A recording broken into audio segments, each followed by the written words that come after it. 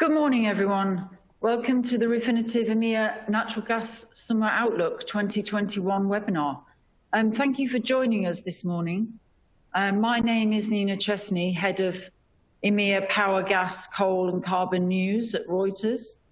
I'll be moderating the panel this morning. We have three speakers who will do presentations: Wayne Bryan and Marina Tsigankova, gas analysts at Refinitiv, and Craig James, Physical Operations Manager at UK's National Grid. At the end of their presentations, I will ask them some questions from the audience, which you could submit during the webinar via the Q&A box on this platform. It would also be helpful if you can say which speaker your question is directed to. After that, we will continue the discussion on the Refinitiv EMEA Power and Gas Messenger Forum. And if you can complete the satisfaction survey as well, that would really help in feedback for future webinars.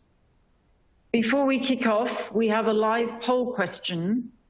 If you can answer this on summer gas prices, we will see the results in a few seconds. And here it is. So it's about where you think the average TTF day-ahead over summer 2021 price will be, between 14 and 16 euros, between 16 and 18 euros, or between 18 and 20 euros.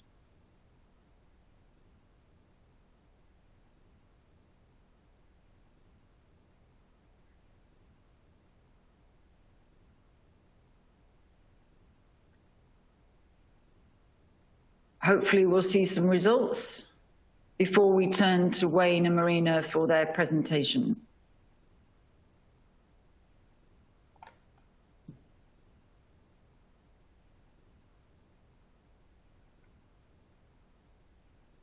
Okay, there we go. So, actually it's 45% of you think it will be between 16 and 18 euros. Great. Well, without much further ado, I will introduce Wayne and Marina, and we can kick off. Thank you very much.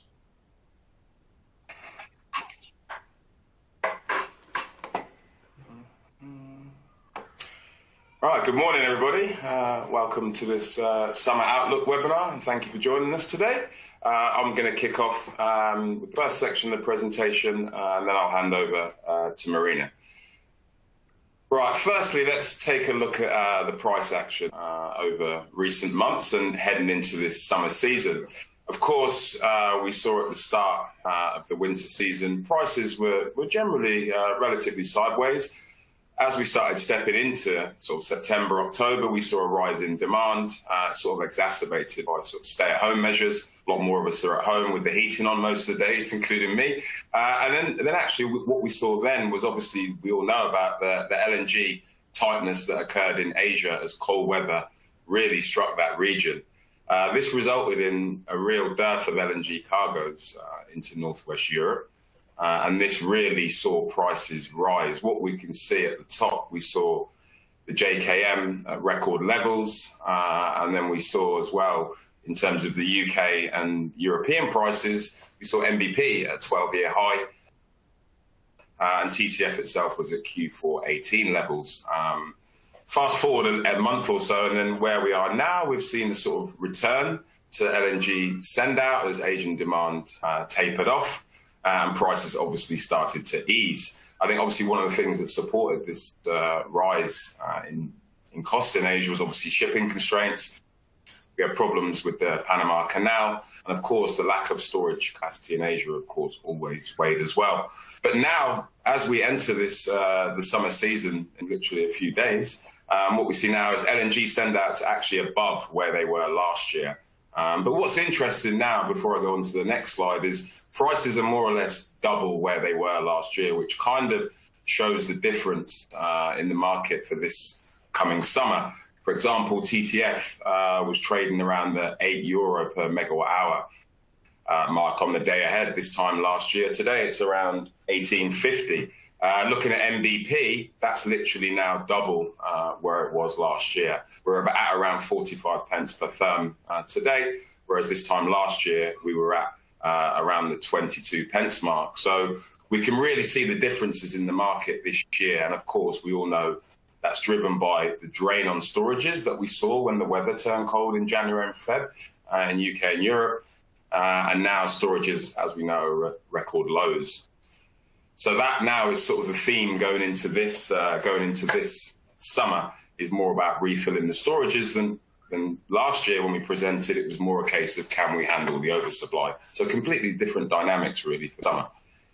One thing I've noted of late is some of the volatility that we've been seeing. This is looking at close to close. Now we had relatively stable levels of volatility over recent years, but what we can see, especially at the start of the COVID pandemic last year, we saw close to close volatility really high. And then we saw another peak when Asian prices hit their levels. And of course, that lack of LNG sent European traders scrambling. And then what we saw then was, again, another spike in volatility.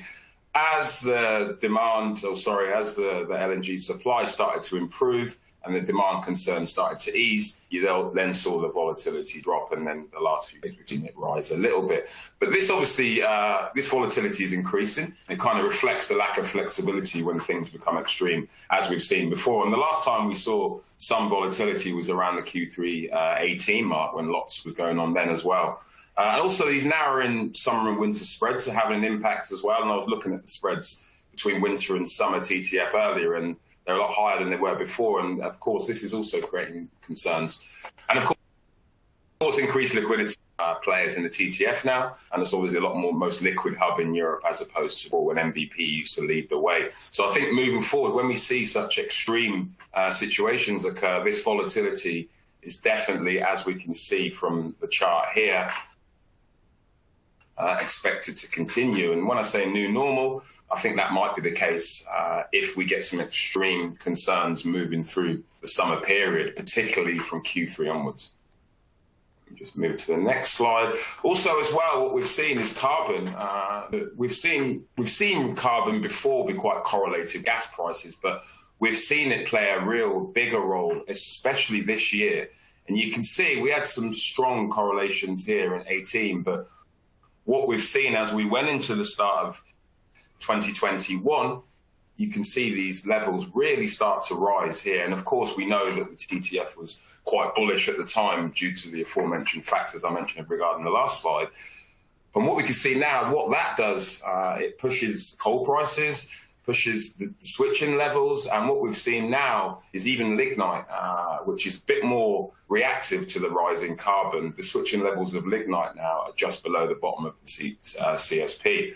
And again, the effect on these dynamics of late have been really, really apparent. And even today, I think carbon's off, was off last time I checked this morning a little bit, as well as oil as well. And we've seen the effects on the TTF today. So I think moving forward, we will see a similar level of correlation with oil and carbon moving into the summer. But once carbon's, if it does start trading back below 40, we might start to see that start to dissipate. However, looking at forecasts and listening to people in the market, including our own carbon team, that doesn't seem as likely at the moment.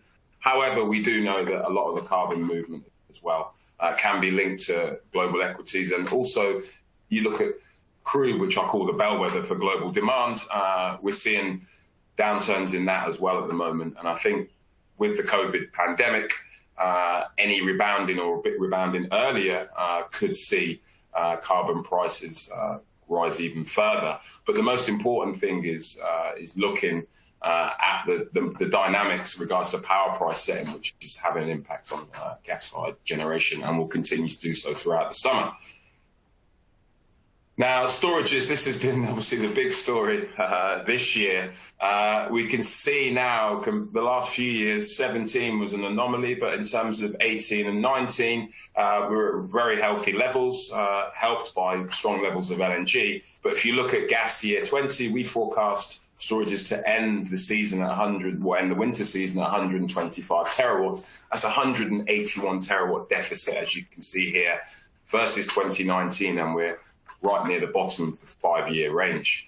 Now, one of the saviors for this storage is, of course, LNG, and I'll come on to that in the next couple of slides, but we do believe this year that with the surplus of LNG, we will be able to refill our storages. But Marina will cover that in a bit more detail later on. But yeah, it's a really big change compared to going into the last couple of summers. And here now we look at LNG, and we look at the expected change in the market balance over 2020 to 2021. What we see here is surplus up to 12 BCM year on year, driven by the US. We see US exports this year up about 30 BCM to 95 BCM in 2021. And that additional demand can be soaked up. And once more, I think the European gas market can again be the balancer. Looking at LNG comparisons and our forecast for Northwest Europe and the UK included, this 12 BCM surplus comes at a very opportune time in Northwest Europe and the UK with such levels of depleted storages. We do foresee a similar profile to previous years. Of course, we know shoulder season here when we generally see typically higher receipts. But what we see this year is a lot higher receipts over the next few months. Now, March is already turning out to be a record. And like I said, we're already send out today, I think 1,500 gigawatts in Northwest Europe, and in UK, LNG send out was around 90 MCM today. We have quite a lot of cargoes en route at the moment. I think 23 LNG cargoes are forecast to arrive at UK and Northwest Europe terminals by April the 6th. Interestingly, we've seen quite a lot of US cargoes, but now we're seeing Russian cargoes, a lot more Russian cargoes come onto the market. And of those 23 cargoes, over a third of them are Russian, and we do have some US cargoes in there as well. So LNG outlook for the coming few weeks, months is very strong. Now, in comparison to previous years, you can really see the increase. We were quite stable, a little bit less last summer, obviously, thanks to the cancellations, but generally LNG send out was relatively stable. But this year, as we see here, we see this large increase of 12 BCM.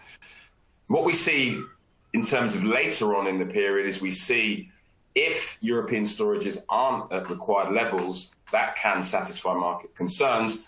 Then we might have to start pricing, or TTF might start rising to attract further cargoes. But as it is at the moment, we seem quite comfortable in terms of LNG supply for this summer. But we all know that can change. For example, look at the ship that's now stuck in the Suez.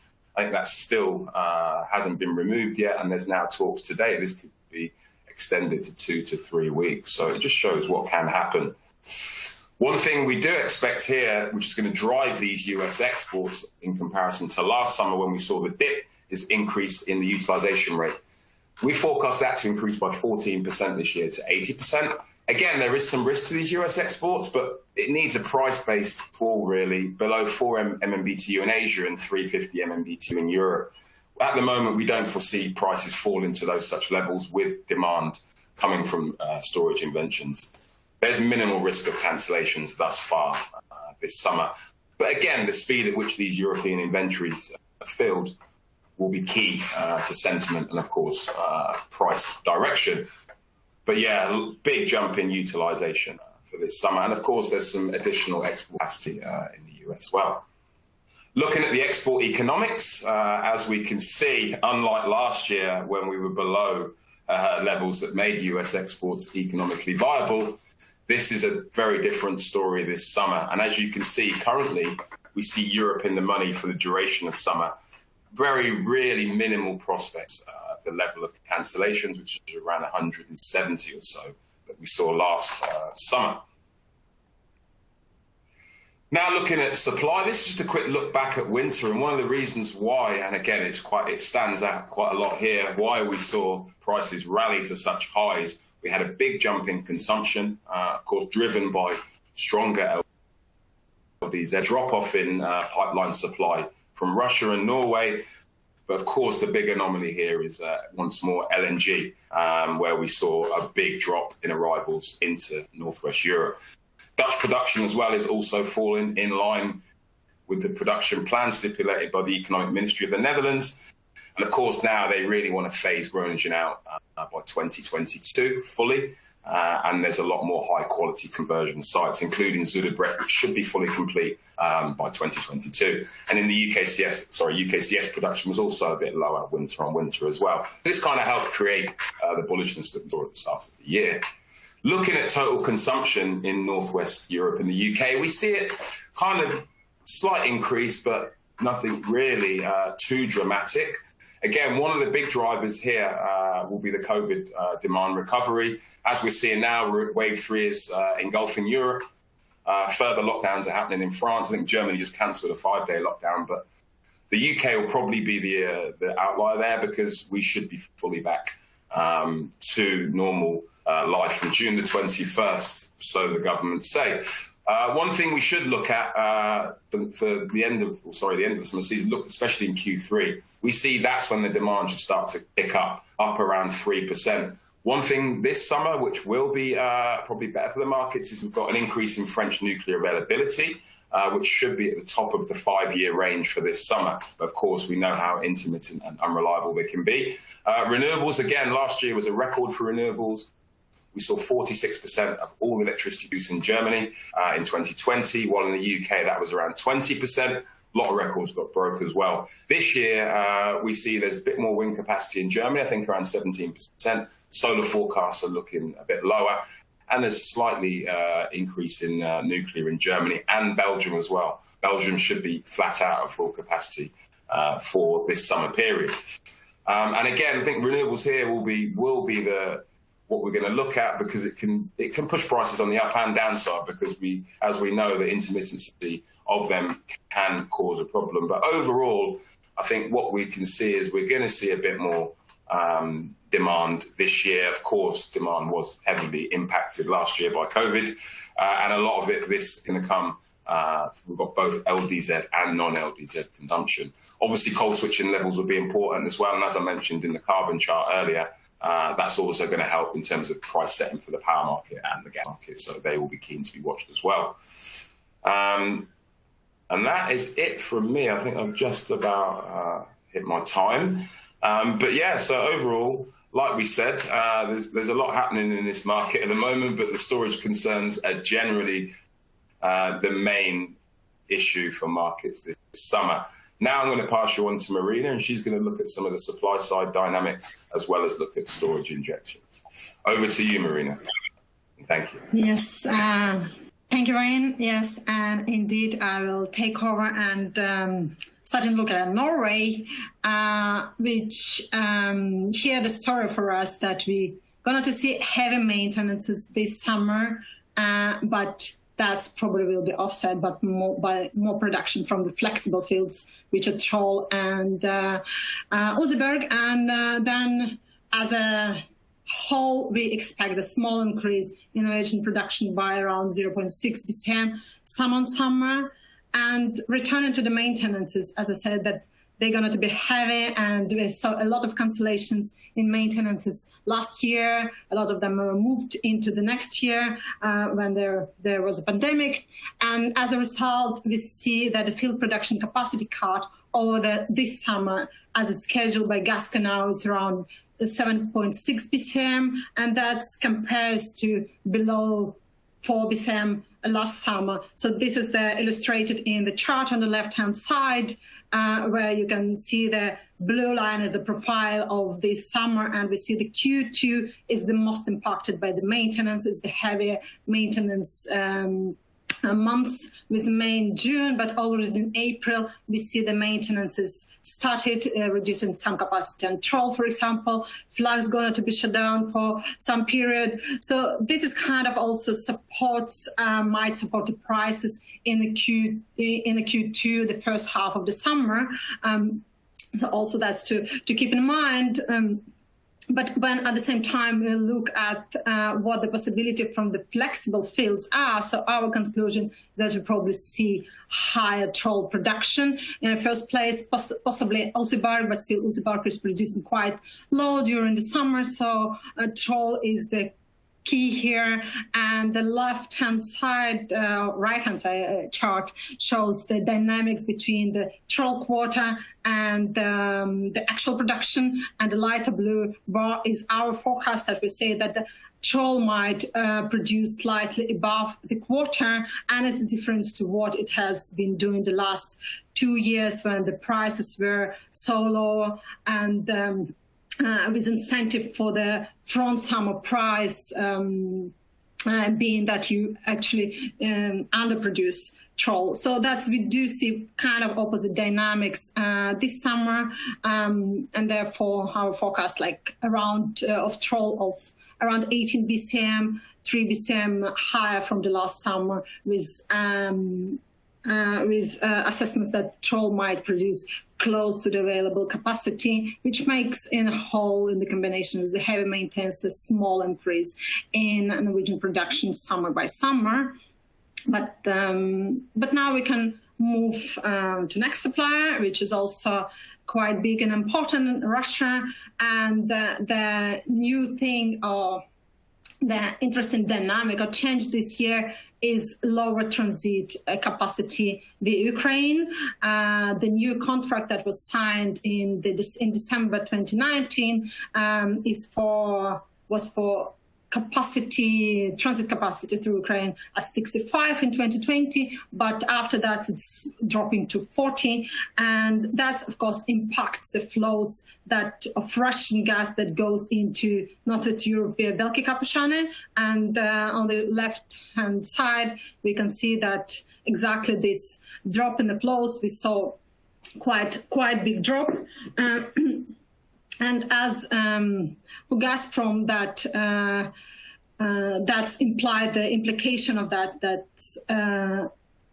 instead of booking the additional capacity, which was also the possibility for Gazprom, so booking additional capacity on the top of that, what the contract stipulates, they choose to drain their storages in Europe, the storages there where they hold the capacity. And on the right chart, I just pulled in the all stocks from inventory from the 6 storages where Gazprom has the capacity, though just to note some of the stocks, in some of the storages, Gazprom doesn't has the full capacity, but it still also actually reflects on a fall on the pretty much dramatic change, how much of the storages has been withdrawn from this winter. And that means that Gazprom probably needs to refill those volumes this summer. And how is it possible to do in the combination that you actually have a less of capacity available to pull into the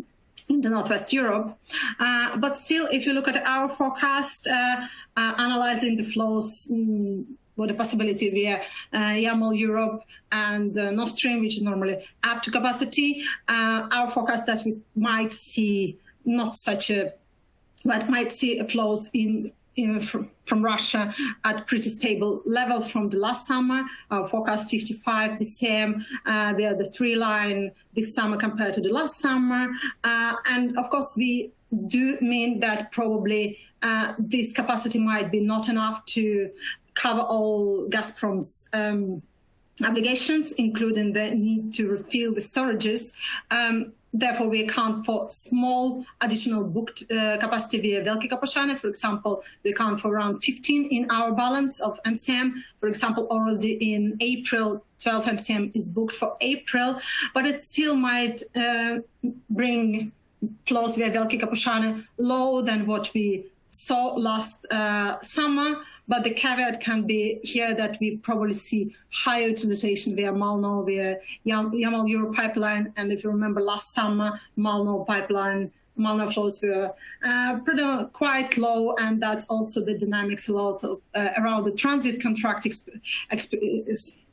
ending with Poland mid last May. And at that point, when it was more capacity available via Velké Kapušany, Malno was less prioritized and more flows were sent to Velké. But also another caveat in this dynamics and the possibility for Gazprom to utilize the possibility for Gazprom to fill the storages amid the lower capacity is actually probably less flows via ESP, less sales. And that's actually what we see from January 2021, when the new contract, the low transit volumes started. We see the sales via ESP platform plunged in 2021, and that's so far for the 3 months of this year. They're probably the lowest since the start of the operation of the platform in September. And this also transfers into how much gas is going to be delivered under the platform. So if you compare to the last year, in winter delivery and summer delivery were pretty strong, and we compare this winter delivery, it's 7 compared to the last winter, and so far for delivery of ESP only 2.6 is sold, and that's 7 compared to the last winter. So it makes like if you put what has been withdrawn on from Gazprom storages, assuming that you need to refill that, it actually makes the drop in ESP, makes also the room for Gazprom to put the gas and substitute USP with the need for injections. Yes, and now it's also another important player which became pretty much important is Ukraine last year. So with Ukraine being now providing so-called services of custom warehouse for European shippers. From last year, Ukraine became kind of the balancing player for the Northwest European market with their huge volumes of storage capacity. And as the left-hand side slide shows, the gray area of that, it's gas that has been withdrawn by so-called non-residents under the custom warehouse regime. And last year it's turned like the European market has been so much oversupplied. So this outlet for the excess gas went to Ukraine, and Ukraine ended the storages at the historically high levels. And but this winter turned cold, and that means that the storages in Ukraine were also pretty much drained. And as we start our summer season, so in terms of the total stocks, we are more or less in line with what was about the beginning of April last year. It means that the potential for injections into Ukrainian storage is more or less the same. So practically there's potential for to take the excess of additional gas if it's can come into Northwest Europe. So there is this balancing element, though the caveat here that it's probably less gas is available for residents themselves. Of the residents' gas, the blue part of the chart is lower than what has been in April last year, though the share of the non-residents are there. Only half of the gas that has been injected by European shippers has been withdrawn, and these withdrawals went predominantly to the Ukrainian market, domestic market, not returned back to Europe. And this is highlighted in the chart on the right-hand side. But also, though the potential for injections are there, our conclusion that we probably do not see so much of the European injections into European storages. And that's simply because the price incentive is not there. If you look at the summer-winter spread 21 now on TTF, on neighboring hubs, so they are narrower than what is the cost of moving gas into Ukraine and back is actually required. So on the bottom here, I have a table with the cost on the short haul and on the regular regime. So at least the spread, the TTF winter 21, summer 21 spread is below 2, which is €2 per megawatt, which would require to flow gas from Slovakia and storing the gas in Ukraine and back into Hungary. And that compares much wider spread what we saw the last summer, when the winter was kind of pretty strong premium during summer 2022. And this is again probably can transfer into the dynamic that you don't want to inject into Ukrainian storages to incentivize those injections before Northwest European storages are filled, are on the track to be filled on the healthy levels, while we are not at the start of this winter. Next element, which is the UKCS. It's not so much to talk about it, but it's again similar to Norway. It's heavy maintenances, and also the results of that. Many maintenance have been cancelled last year due to the COVID pandemic, and we haven't seen the Fortis pipeline system shut down. It has been cancelled, and this is the biggest, heaviest maintenances on the UKCS, which is going to cut half of the UKCS flows in the periods of 27 May and 16th June, in addition to other maintenance schedule for this summer. So the total summer-on-summer change is a decrease of 2 BCM this summer. And finally, another interesting element in our balance is IUK BBL. So that's the connection between the UK and the continent, and the change for this year, that there is not short-haul mechanism in the prices this year that would previously it has been providing the discount for shippers to bring gas from Bakhten into the continent. It's not there for this year, and that means that it would require wider cross-channel differentials. And at this point, we see in the combination with this quite high, costly prices to move the gas from UK to the continent, either via IUK and BBL. It's very little export capacity booked at this moment, nearly nothing, with exception of very small volumes, and 11 MCM via BBL and in July. And the chart on the left-hand side that actually can provide no incentive to that, because, for example, TTF and VP, the latest spread for the summer, is pretty much below what the cost would require, but still, as we expect in our balance, a lot of gas coming to the UK. So IUK BBL needs to export, and our forecast is 25 MCM per day as a total, compared to 29 MCM last year. But if we pull everything together, what does it means for our balance? What does it mean for storages? And it's again, the LNG is a key here. We expect a lot of LNG, and other elements is just a kind of the peanuts. And record high LNG can transfer to the record high storage injections. Only April seems to be tighter compared to the previous years.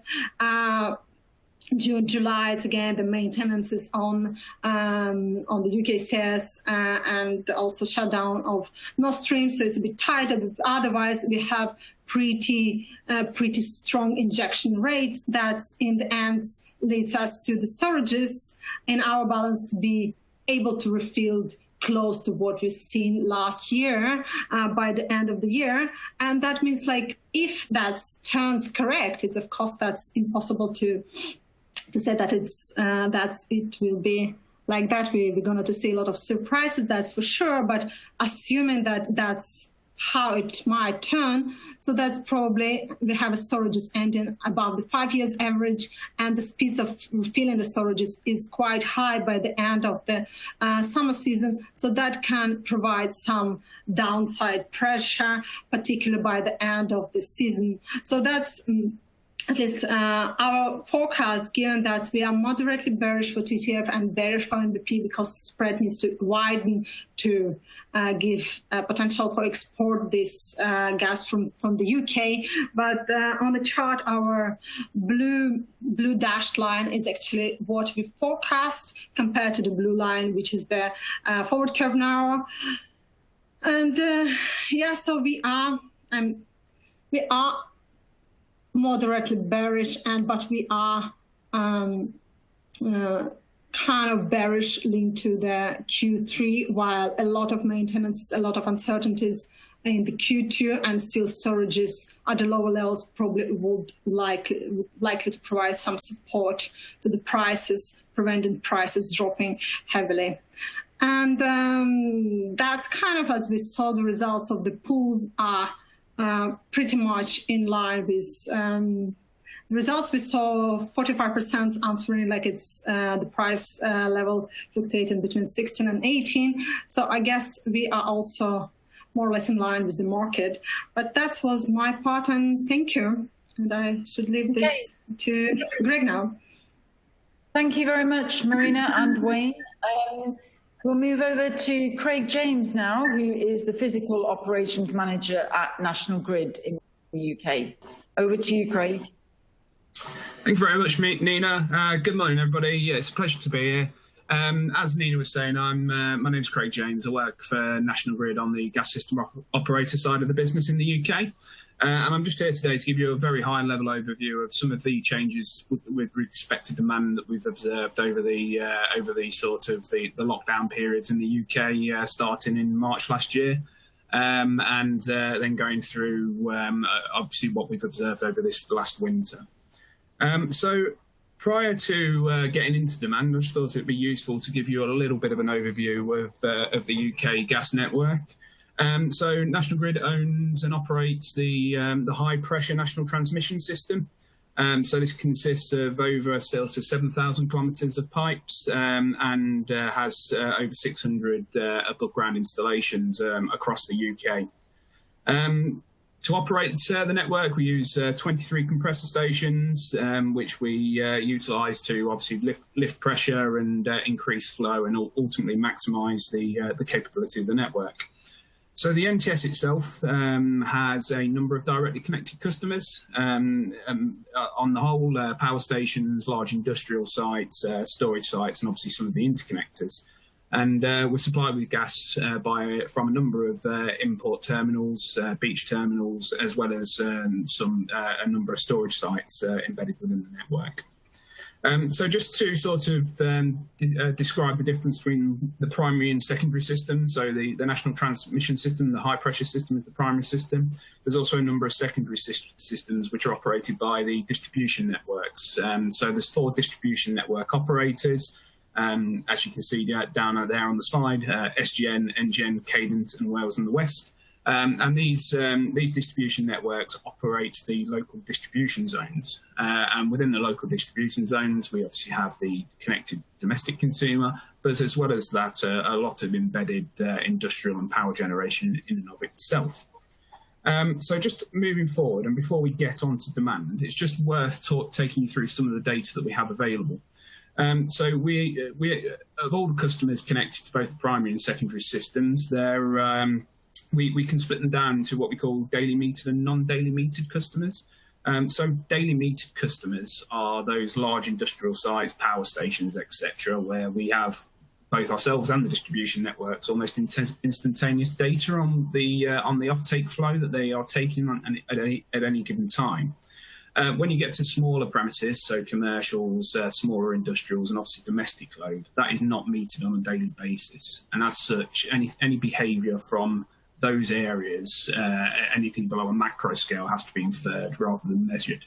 And as we go through the presentation, I'll sort of touch on that, and it becomes more and more difficult to ascertain exactly what the specific behaviours of domestic consumers have been during the lockdown period when we start talking about demand.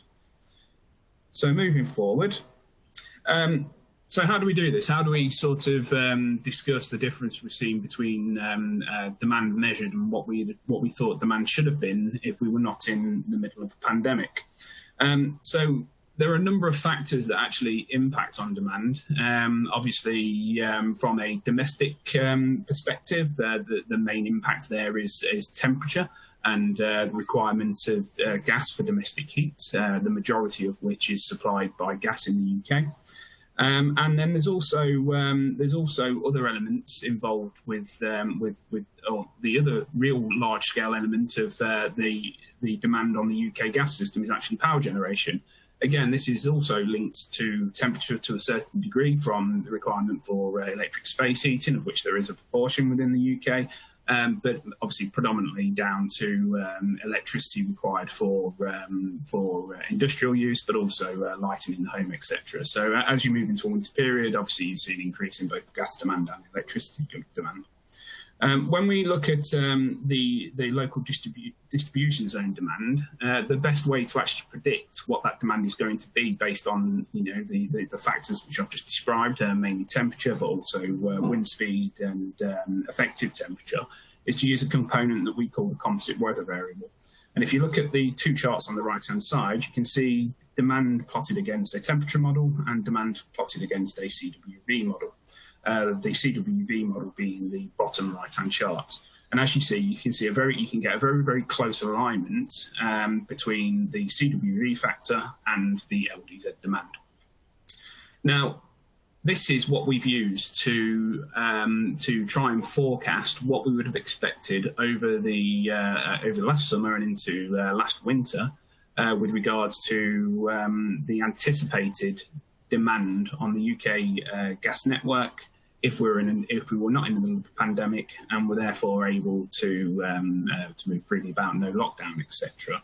And we've been able to compare this forecast, or normalised forecast, should I call it, to what we actually measured being off-taken into the distribution networks and the local distribution zones. So what does this actually show us? So here you can see a plot of what we call the LDZ normalised forecast. So the expectations of the LDZ demand in a non-lockdown scenario versus what we actually measured. So the actual measurement is in blue and the LDZ normalised forecast is in red.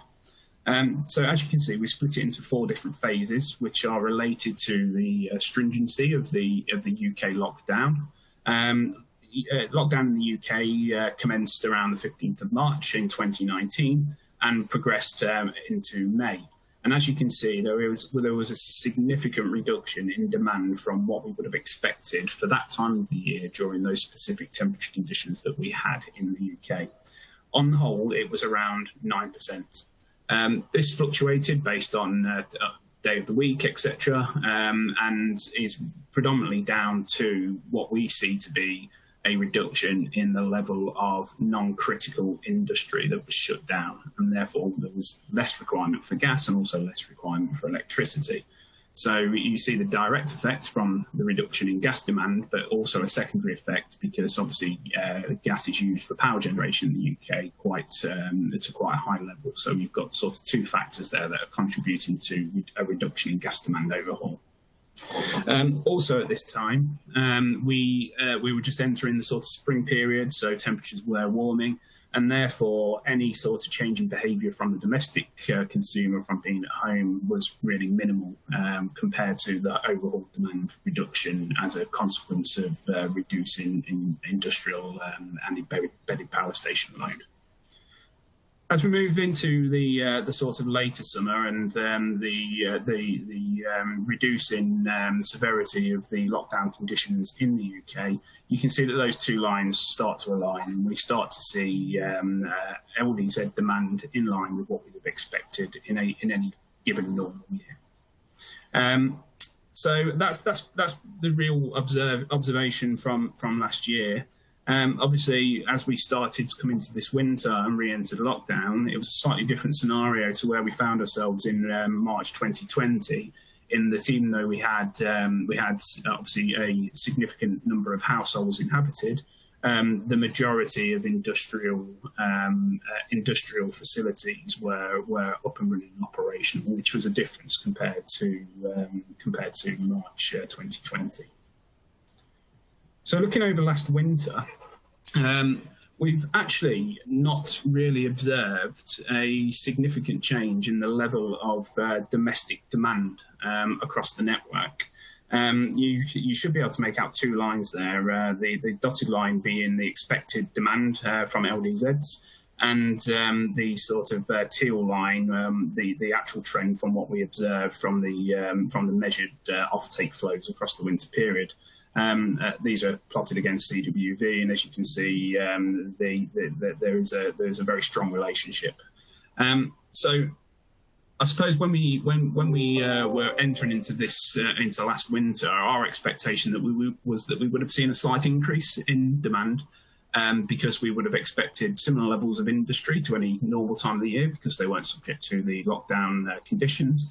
But obviously an expectation that with more households being inhabited over the winter period, when there's a higher drive and demand for domestic heat, we would have seen a corresponding slight increase in the measured LDZ demand. This was not the case to any sort of real measurable level. In actuality, it seems that the households being occupied over the winter led to a much more consistent demand. So we didn't see the big sort of diurnal peaks that we typically observe in a normal winter, i.e. a big peak in the morning and a big peak in the evening. But with people being in the home all the way through the day, we just saw a more constant draw on the gas requirement for domestic heat. Which ultimately, as an end-of-day quantity, didn't result in an order of magnitude increase, and that's not illogical, because during a normal period when people are leaving the house for work and then coming back at the end of the day, there's obviously a requirement for the domestic heating systems to draw a lot more power to raise the temperature significantly when it's been off in the day. Whereas in the situation we found ourselves in over this winter, there was just a much more consistent demand throughout the day, which didn't actually result in an increase in end-of-day quantity. So from a domestic behaviour perspective, and this is from this chart's been supplied from one of our colleagues in the distribution networks, we can sort of observe or visualise what I've just described there. So just to go through some of these lines on this chart, the blue line at the top is the 1st of March 2018. Which is obviously the period for the Beast of the East, and it was our highest demand day within the last 10 years. And that's a typical very high demand profile for what you would expect from an LDZ tape perspective, because people are at home because of the snow conditions, the heating is on, and it stays on all day, and there's a constant demand. Therefore, you don't see the diurnal peaks. The orange, grey and yellow lines are more representative of a sort of higher demand but normal sort of period during the winter.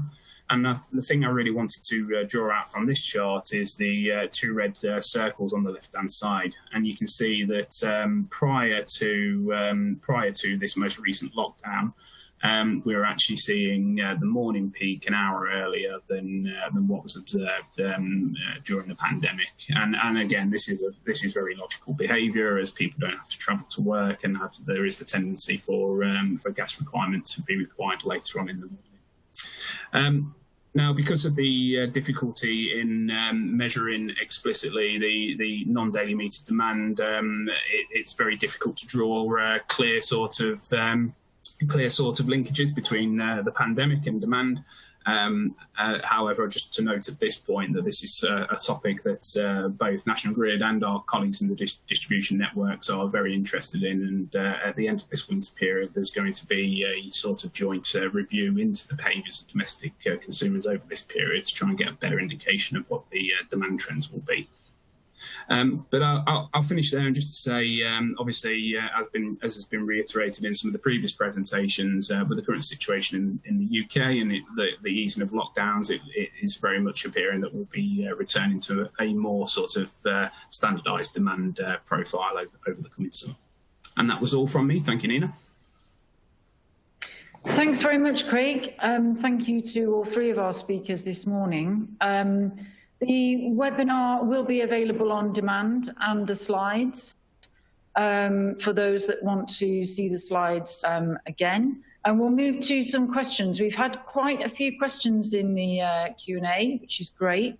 We'll start off with the first we've had a couple of questions on Nord Stream 2. So possibly this is for Wayne and Marina mostly, but what are your expectations for Nord Stream 2? Will it come online this year, and what will be the impact on your outlook going forward? I mean, I can try, excuse me. Oh, sorry. Okay. Okay, I can, since I was talking about Russia, so I can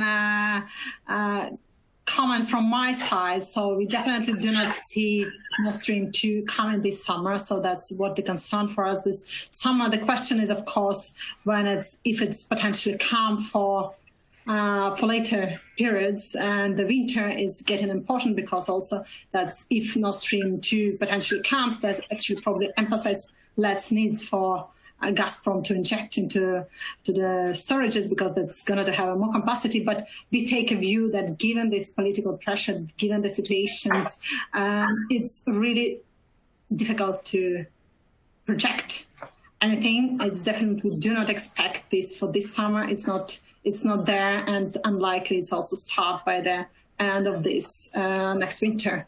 So I guess we need to, at least for next winter, we also need to prepare to have a situation where we have less capacity there to train. But yeah, it's so much political question. So I guess it's a lot of uncertainty still for everybody. Sure, thanks, Marina. On the LNG side, do you expect the LNG that is forecast to come this summer to make up for the shortfall in storage? Yes, we do. I mean, it can. If we do get this surplus of 12 BCM, as we mentioned earlier, then yes, it can help with the refilling of storages back to the required levels we expect. But as we mentioned before, we see a bit more stronger injections in Q3. And if you look at the spreads, though, that might kind of dictate that. If you look at the Q2, Q3 spreads. But again, the LNG has to come. I mean, we mentioned it's in the money, etc. But we all know how this market can work. And we might see some interruptions, but at the moment, as it stands, it does the LNG outlook, I must say, it does look rather rosy. And I've been on a few panels and LNG webinars this year with guys from our team and external, and they all believe that this will happen this summer. So yes, if it's there, then yeah, we can help fill those storages back up to required levels. Okay, thanks, Wayne. On the tightening spread, do you expect this to become the norm going forward? Is this what we're going to see next few years, say? Again, it depends on the market dynamics. We were quite comfortable over recent years heading into the season, so we didn't see the spreads weren't as reactive as they have been of late. But if we, again, it's just all about what's going to happen over the coming months. And if we do get into a situation where we are happy with our storage levels, where we are happy that then we will see moving forward to summer 22, the spread will probably return back to the previous behaviour. I had a chart actually that I didn't put in this presentation that's been looking at the summer winter spread, and you've seen the difference over the past 6 months or so in terms of the spread's behaviour. So yeah, again, we need to, the refilling of storage is going to dictate quite a lot of things over this summer period. So yeah, it's still a bit of uncertainty in that respect, but yeah, I would expect a more normal return to the sort of summer winter spread if we see them dynamics return, which again is dependent on how much we do fill those storages. Thanks. And there's a question about, I guess, the role of gas going forward and LNG. There are tighter restrictions in Europe. Obviously, carbon prices are high, and, you know, coal was the dirty word. It might be that gas becomes the dirty word. So how does that affect, how do you see that going forward? I mean, I'm happy to speak on this, but I know, as obviously here at Refinitiv, we don't forecast out until sort of 20, 30, 50 and sort of long-term forecast, but I do read a lot and speak to people about that. And I still think gas has a part to play. And some people are saying it has a part to play past 2050. Now, if you look at renewables, again, the intermittency of them, battery storage can help. But again, we've not seen massive, large-scale take on that yet. But I think renewables will be strong. Then there's hydrogen as well. A lot of talk of hydrogen as well. So, but I still think we still need gas. We're losing a lot of coal capacity as well, and nuclear over the coming years as well. So I still think gas still has its part to play for sure. Thanks, Wayne. Moving to Craig for a question about the assessment that you have from comparing, I guess, March last year to the January-March period this year. We're in lockdown in Britain, at least, for both of them. So what's the difference on the impact of that? And, you know, have you taken into account extensions to lockdowns? How do you see that? Yeah, thank you. It's a difficult question since I don't work on the electricity side, but I'll do my best to try and answer it. So I think so I'll start by saying, why did we see such a large reduction in gas for power demand at the start of 2020? And that is predominantly down to the severity of the lockdown that the UK faced. So as well as the sort of stay-at-home orders, etc., a number of non-critical industry was also shut down, and that really drove a reduction in electricity demand, which subsequently drove a reduction in the gas for power demand. I suppose, where do I see ourselves coming into this year and progressing into the spring and into the summer? Well, the current lockdown that we are in at the moment is nowhere near as severe as what it was at the start of the pandemic, and therefore the majority of industry is online and is therefore requiring electricity. So you're seeing more normal levels of gas for power demand, and I expect that to continue going into the summer. Obviously, even if there was even if the recovery plan announced by the UK government isn't followed and we find ourselves in a lockdown for a longer period of time, I wouldn't anticipate the severity of it increasing past what we are actually seeing now, and therefore there will still be the requirement for that electricity demand. Obviously, the main driver for the gas for power going forward would be the level of renewable generation, etc., interconnection to the UK, rather than any sort of major change because of COVID, would be my assessment. Okay, thanks very much, Craig. Anything else the speakers would like to add before we close up and move over to the Refinitiv Icon Forum for the remaining calls?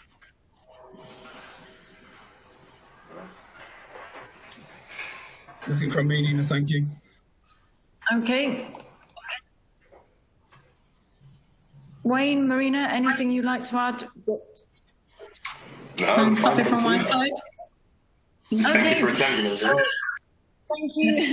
Thank you all for joining this morning. We will be moving over for half an hour to the Refinitiv Icon Forum, where I'll post some questions that we didn't get to ask in this session. And thank you very much for joining us. Have a great day. Thanks to the speakers. Thank you. Bye all. Thank you. Thank you. Thank you.